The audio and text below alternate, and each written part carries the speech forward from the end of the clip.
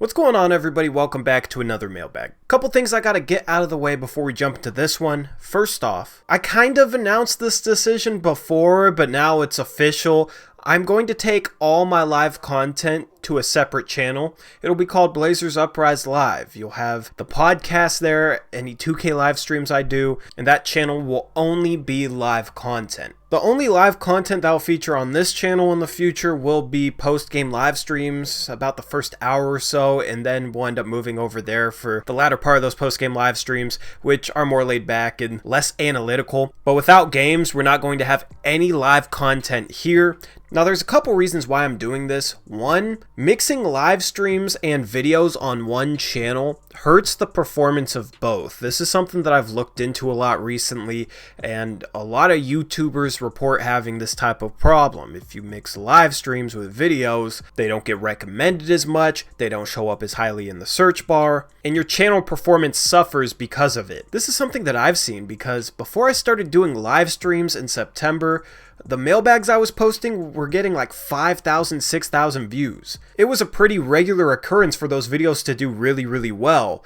And then once I started doing live streams consistently on the channel, the mailbags went from 5,000, 6,000 views to about 1,000 views. So doing the live streams hurt the video performance. Now, the second reason why I'm doing this is I think it'll help organize things a little bit more. If you're only into videos, then you can have this channel for videos. If you're only into live streams, you can check out the live streaming channel. I know some people prefer one or the other. Now they have a channel specifically dedicated to either live streams or video content. The third, which I've already teased a little bit, is post-game live streams have two halves to them, I think.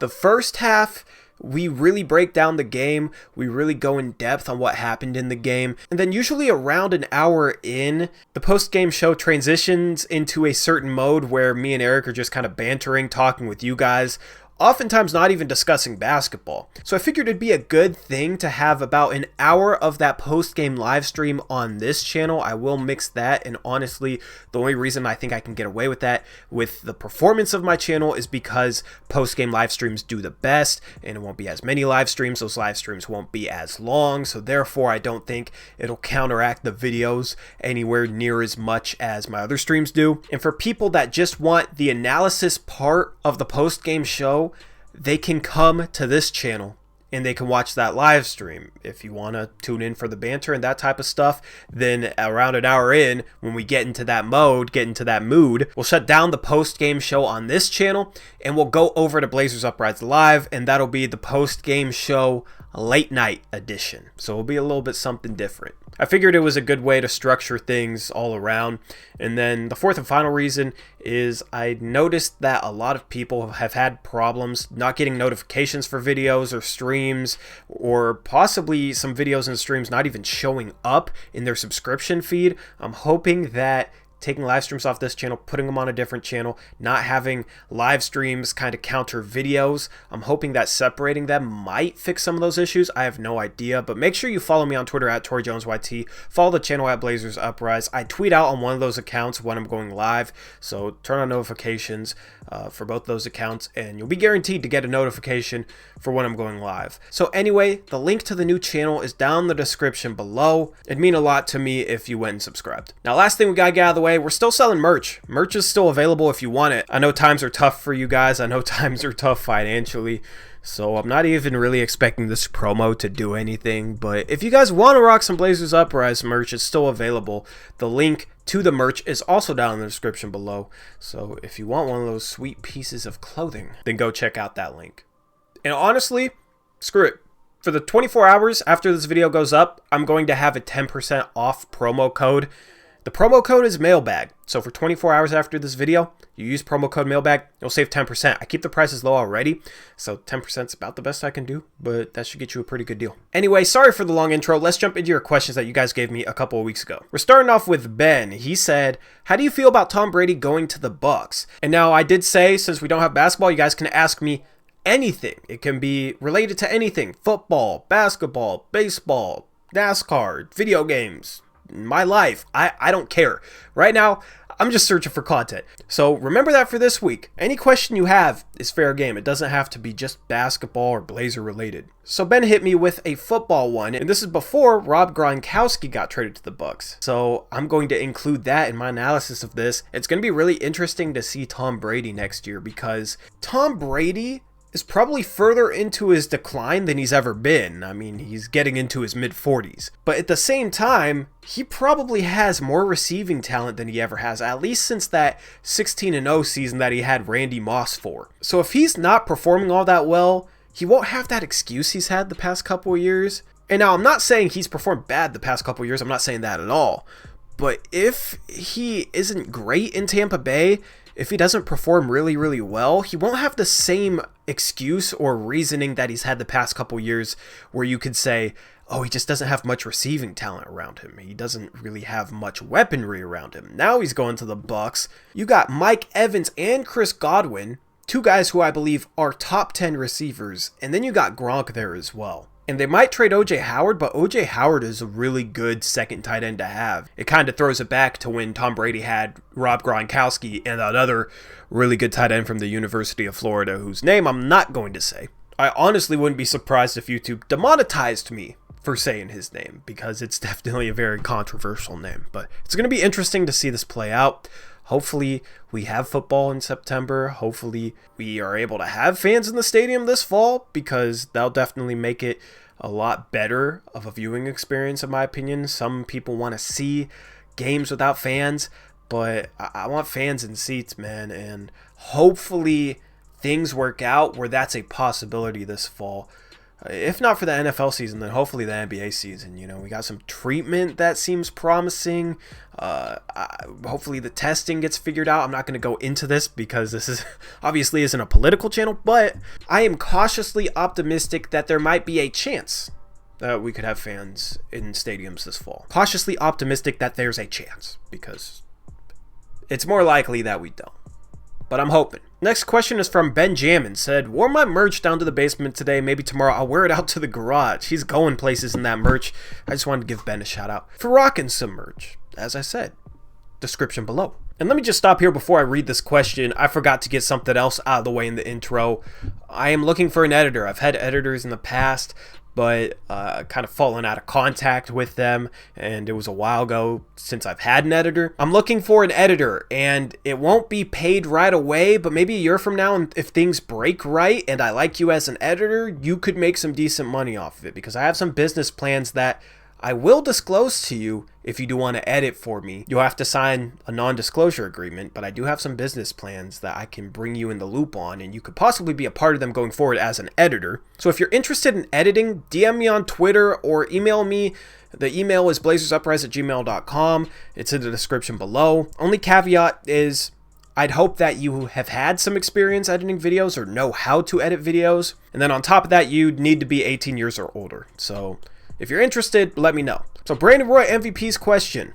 When will you expect the Blazers to get back into a groove? I assume the opening tip for the second half of the season won't be 100% performance. Love this channel. And if there is a second part to the season, if they do finish this season, it probably won't be the full regular season played out. I have no idea how they'll do it. I might drop a video soon leaving my idea for restarting the season and finishing out the season. Obviously, that's if they can, because there is a good chance that the season just ends up getting canceled. Hopefully that's not the case. Hopefully the Blazers would have a chance to play into the playoffs if that happened, because I'd love to watch some more Blazer basketball. I'd love to have more Blazer basketball to cover. But honestly, it's hard to say when they'd get in a groove. I mean, who knows if they'd even have time to really get back into their groove before playoffs. You know, if they play 5 regular season games after being off for a while, that's not that many games to kind of get back into the groove. But at the same time, every team is in the same position, so it's not going to be something that hurts them more than another team.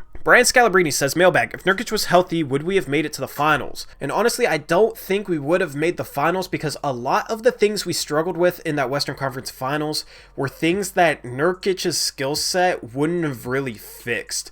One of the biggest issues in that Western Conference Finals was us struggling to pick up ball. There were so many times Draymond Green would dribble the ball down the court, and we wouldn't even pick him up, which is a cardinal sin in transition defense. You're always supposed to pick up ball first, worry about everybody else after that, because you don't want guys going coast to coast and getting to the rim for a layup or completely collapsing the defense at the last second and then having kickouts to guys like Klay Thompson, Steph Curry. We really struggled with that. Nurkic wouldn't have fixed that. The other part we really struggled with was we had to like trap or hedge pick and rolls with Steph Curry, because if we run our normal defense, he would go off just getting wide open threes. We saw it in game 1, so we had to switch it up. We did switch it up, but our backside rotations were not as precise and as quick as they needed to be. And I think the main reason for that was we didn't run that defense all season. But the backside rotations, it was usually guys like Al-Farouq Aminu, Maurice Harkless. It usually wasn't the center having to rotate over. Usually they would have like Draymond Green in at the center spot, and he'd be the one setting the screen and then rolling, and the center would be the one having to come up and help onto Steph Curry. That being Kanter or that being Nurkic really wouldn't make a difference. We'd still have those same backside defensive problems from our forwards. Offensively, yeah, he might have helped, but you look at the way Myers Leonard played in a couple of those games, especially game 4, it's hard to say that offensively we would have been that much better off with Nurkic compared to the way Myers was playing in game 4, which was probably the best game of his life. So yeah, Nurkic might have swung a game or two, but I don't think he would have swung the entire series from us getting swept to us actually winning that series, making the finals. CB says, how have you and Eric been able to play basketball since the quarantine?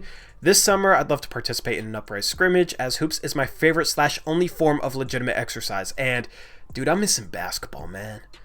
I'm really missing basketball. I've never gone this long without really playing basketball. I've only shot a ball once in the last like 40 days or so.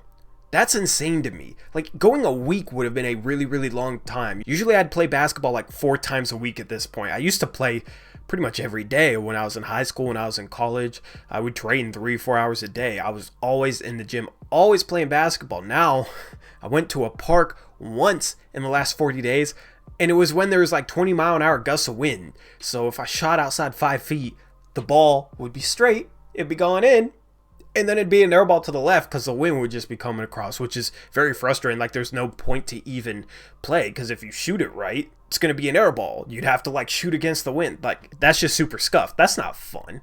That's the only time I played basketball in the last 40 days, and I'm having withdrawals right now. I'm watching back Rip City 3-on-3, the vlog I posted last summer. Watching back my old high school footage just because I miss being out there on the court, and that's the closest I can get to me playing basketball, is to watch myself play basketball at this point. So really hoping that in the next like month and a half, maybe can get back in the gym. I'm hoping they're able to get this whole situation under control so that we're able to have some scrimmages this summer, because I'd love to run some pickup games at a Portland Park or something with some of you guys, with some of the guys I know. We could get some decent sized groups together and all play basketball, but decent sized groups is a problem right now, and it still might be a problem this summer. So we'll have to wait and see on this whole situation.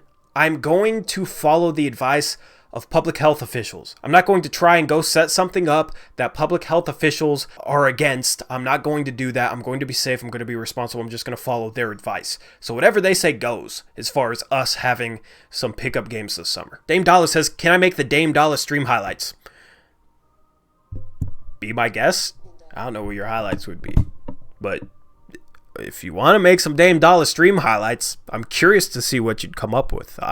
Shoot, if it's good, I'll post it. Destrom says, Mailbag, when is the rap coming out? There is constantly somebody in this house, and I'm not about to record a rap with somebody in this house. 1, I couldn't like mentally even do it. 2, if I could mentally do it, I wouldn't have that same level of energy that I need, because I'm actually trying to make this good when it comes out.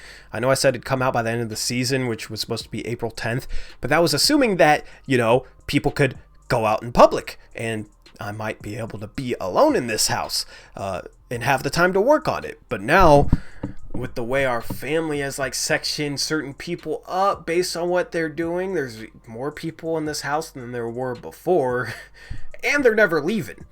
So I literally am never here alone, so I can't record that. So I have no idea when it's coming out.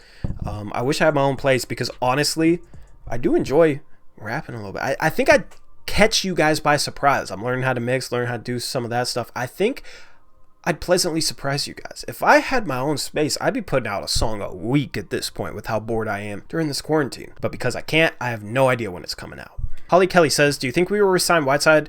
And if we do, what do you think the rotation would look like? I think we should resign Whiteside. I think we will because we didn't trade him, so therefore it makes no sense to keep him just to let him leave this summer when we could have possibly gotten something back for him at the trade deadline, even if it was just a 2-year contract for a guy like Gorgie Jang, which would then be tradable this summer compared to Whiteside not being able to get us anything if he leaves. So it makes no sense to keep Whiteside and then have him walk. I don't think he'll have much of a market. There's not a lot of playoff teams that need a starting center, and Whiteside only makes sense for a playoff team given his age, given his level of production. Therefore, since we have his bird rights, we're not going to have to use a mid-level exception to re-sign him or anything like that. It's not like the situation we had with Enes Kanter last summer, with Rodney Hood, with Seth Curry last summer. We can sign him to whatever and go over the cap without using mid-level exception. So therefore, I think we end up doing that. I think we re-sign him. And then our rotation next season, I think the starters will be Dame, CJ, Ariza, Zach Collins, Yusuf Nurkic. And then off the bench, we'll have Rodney Hood. Hopefully he's able to return by the start of the season, whenever that is. We'll have Rodney Hood. I think Gary Trent Jr. will be in the rotation. I think Hassan Whiteside will be the backup center.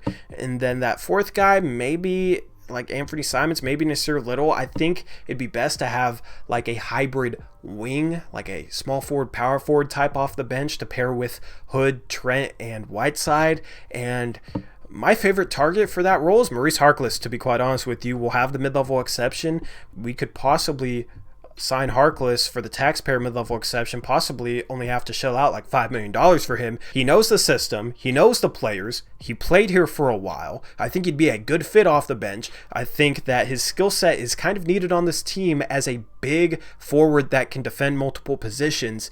I say go out and re-sign Maurice Harkless. Have a bench lineup of Gary Trent Jr., Rodney Hood, Maurice Harkless, and Hassan Whiteside. That would actually be a really, really good bench unit. Much better than the bench unit we had to deal with this year. So anyway, that wraps up this mailbag. Thank you guys for watching. Make sure to leave a like on this video. It does help me out. Go sub to that new channel. Check out the merch. And if you're interested in editing, let me know. And of course, to keep these mailbags rolling, leave a question down below and I'll answer it in the next mailbag. As I said, doesn't have to be basketball related. It can be about anything. So anything that comes to your mind, ask it. If nothing comes to your mind, search for something to ask me. I'll answer whatever at this point. I want a bunch of questions. So leave your questions down in the comment section below.